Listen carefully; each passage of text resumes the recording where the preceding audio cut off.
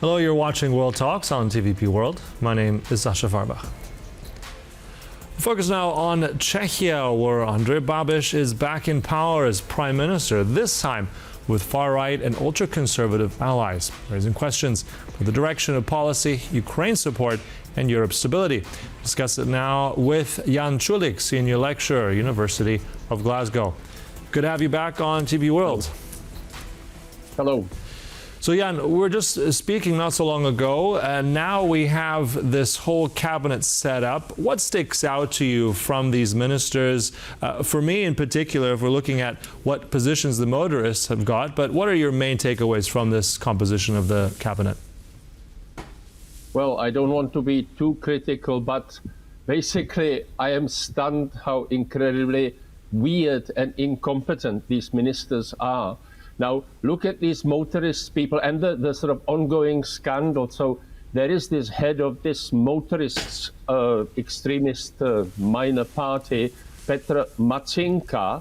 He was a follower of the former right-wing Czech Prime Minister Václav Klaus.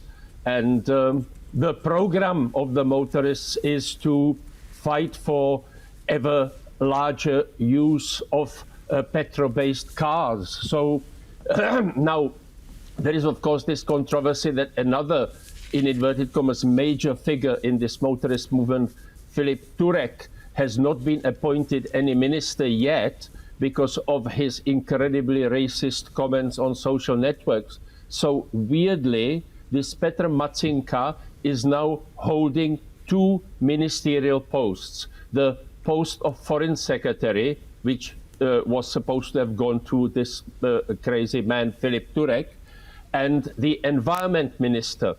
But of course, the primary task, or what they want to do for these motorists, is to actually cancel any actions against global warming. So he's going to be the head of the Ministry of the Environment, and he has already said, there will be green blood flowing when I get there. Everybody who has anything to do with global warming will be sacked. So basically, this is an example that, I mean, you have a weird person who's holding two major ministerial posts. And I think that is an interesting example to start with. Mm-hmm. You mentioned the name Turek. I mean, this is someone from the range of people that didn't want him. You said because of his racist remarks, because of the salute he did. Petr Pavel, the president, didn't want to accept his appointment. Is this now just a delay? I mean, there was I think a poll in one of the dailies we have here where I think Lidové Noviny, and they've said, like, if they've asked some of their readers, and it says that most of them have said they don't want him as a minister at all. Where is he going to end up? Is he going to be ultimately part of government, or is he going to be on the sidelines? Well, I would have to say that readers of Lidové Noviny would say that they don't want to do anything with this Babiš government, because they would be, the Czech Republic is really split, like many countries these days. There's a fairly large minority of people who absolutely hate Babiš's government. Then there is another kind of group of people who love him. So this Filip Turek case. So at the moment he's in hospital actually because he had problems with his back and they did some kind of operation on him, and he may still be there for 2 or 3 more days. But the motorist people insist on him, and there is this pressure on the president of the Czech Republic, Petr Pavel, who has again emphasized that as a kind of representative, constitutional representative of the country, his role is to make sure that actually reasonable people are in ministerial posts. So these motorists are kind of suggesting to Filip Turek, when he is released from hospital, that he should go and talk to the president, trying to persuade him to allow him as a minister. But as far as I understand, Petr Pavel has not been persuaded to appoint this really unusual, in inverted commas, man to any ministerial post. But he would be, if actually he relented, Turek would become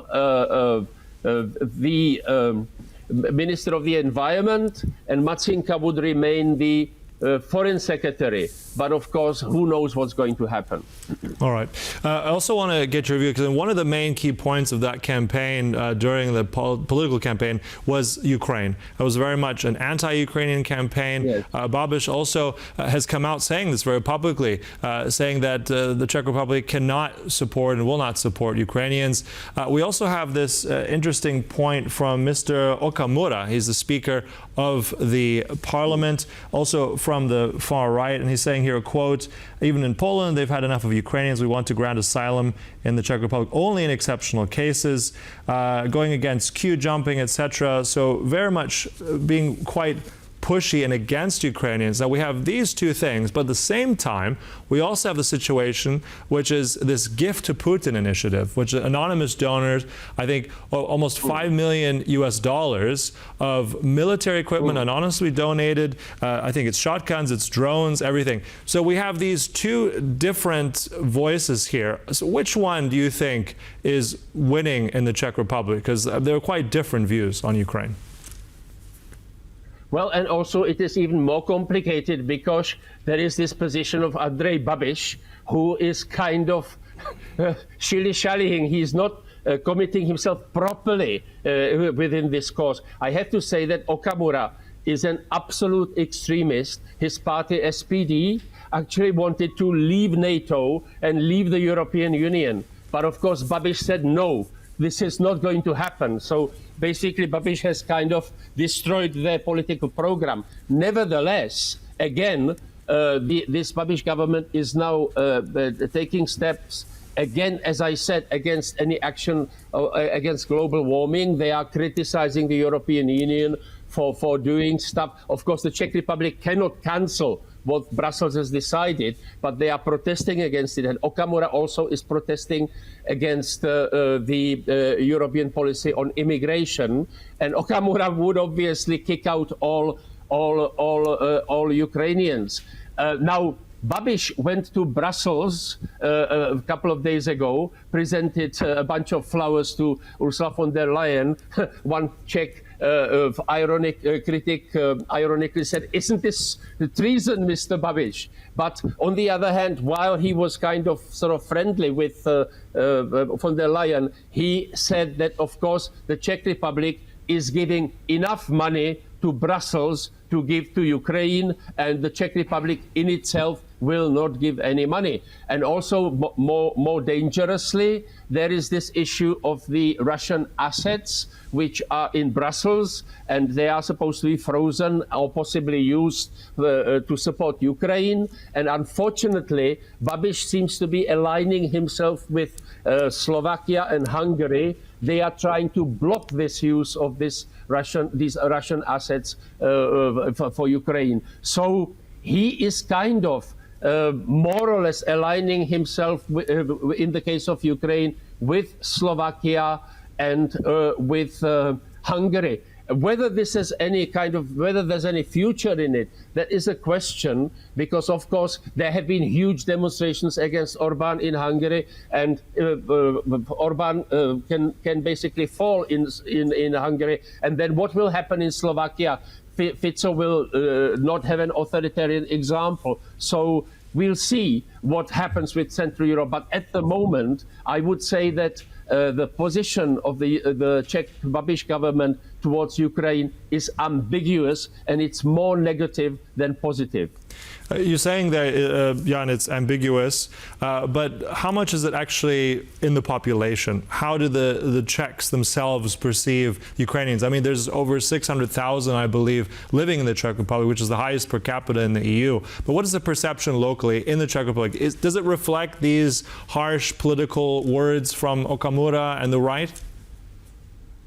Now, I have to say that even the previous right-of-center government of Petr Fiala kind of, in the last months of its government, kind of curtailed the financial support for the Ukrainians, which maybe isn't terribly wonderful. But in the Czech Republic, again, the nation is split.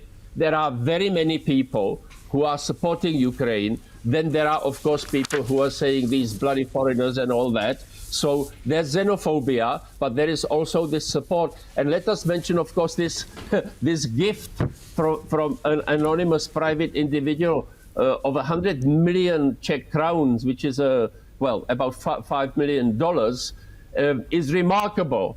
Although I am wondering a little bit about what kind of person is it who can just basically just like that donate more than $5 million.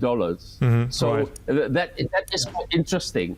Yeah, it's interesting. And I think, as you said, what we heard already, there's a lot of constraints. It's ambiguous.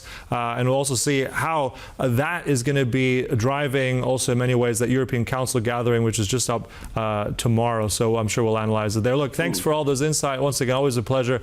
Jan Čulík there. Much appreciated. Thank you. Bye-bye. And thank you for watching. That concludes World Talks. But stay right here on TVP World for more news and commentary. Goodbye.